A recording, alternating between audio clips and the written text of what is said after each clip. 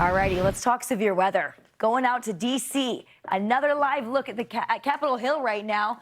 A couple partly cloudy skies. We have a couple showers and some heavy thunderstorms that are moving in for later on today. Thunderstorms are already bringing in air in parts of Cincinnati. We're also seeing this into Kentucky, Ohio, West Virginia. Also starting to see some more of those severe thunderstorm warnings popping up right now. Some strong systems. When we talk about this, we're talking mostly large hail, gusty winds.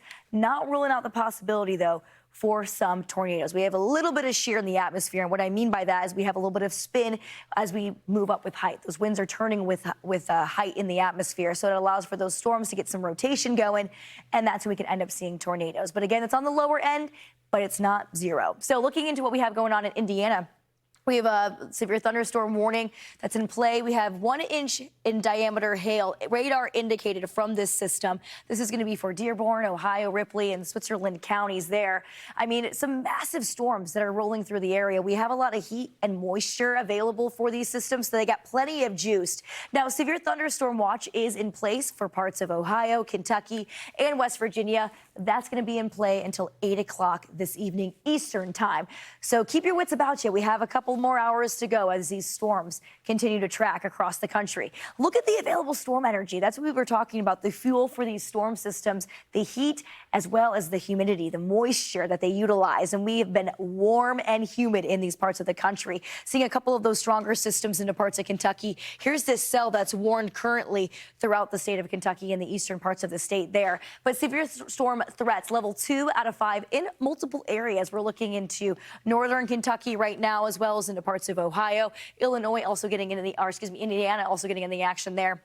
On top of this, too, we also have that level 2 out of 5 for parts of Virginia, and we're looking into Maryland as well, and Pennsylvania, too, getting in on the action. So we could see some stronger systems as this energy continues to track towards the east later on this evening. So all threats are on the table. That tornado risk, it's still there, even though it's on the lower end. Damaging winds, though, that's going to be on the upper level for a lot of these storm systems, and, of course, that hail potential. Let's take a look into the timing of these storms. They'll continue to track and get a little bit stronger as we get into that 6 o'clock, 7 o'clock hour, especially along areas into northern Kentucky, southern Ohio. Louisville also seeing some more of those storms getting in on the action as we get into the evening hours here. Also looking into parts of D.C., those stronger systems moving in later on this evening. So most of those storms on the East Coast, probably going to be a later night system.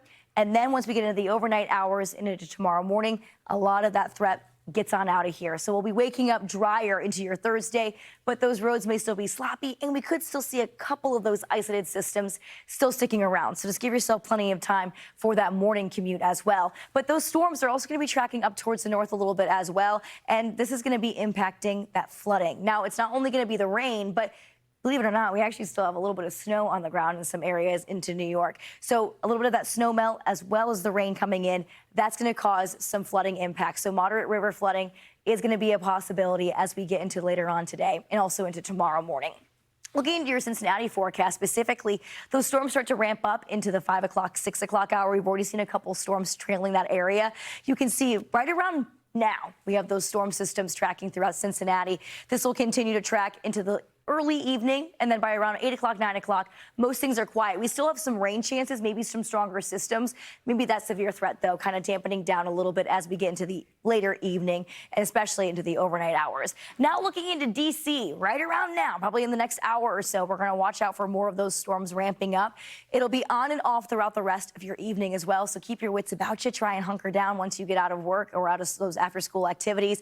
The rain will continue into the late night hours. That severe threat also starts to die out just a little bit as we get into around 8 o'clock, 9 o'clock. But tomorrow morning, we still have the potential to see a bit more of that rain on the roadways. You can see that here when we look at your future track a little bit closer into the D.C. area.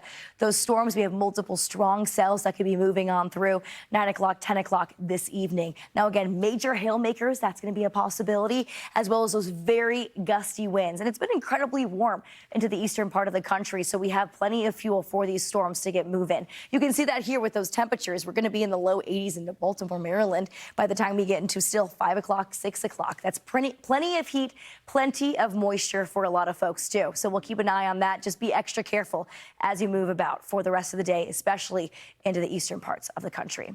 Now, that severe weather threat moving over the plains and parts of Mississippi today. It's not just on the East Coast. Severe weather is anticipated from central Texas through central and southeastern Kansas into northern and western Missouri. Now we have our Kiana Lewis with us to break it all down for us. Kiana, I feel like we can't get away from the severe weather as we begin in April. We're already off to a very hot start. We sure are. I mean, we have these scattered thunderstorms are already starting to blossom in some areas tonight. That threat does continue to grow as we head into the evening hours. Right along that line that's pushing through the plains, all modes of severe weather here are on the table. A little bit of an uptick in the tornado threat for those across parts of Texas, Oklahoma, and Kansas, as well as Missouri tonight, as opposed to back towards the mid-Atlantic. Here's what's happening. So we have this limited cloud coverage, which means that a lot of the sunlight has made its way down to the surface, and that's heating up the surface. At the same time, we have this dry line that's going to come firing through and triggering a lot of those thunderstorms. There's a lot of moisture in place.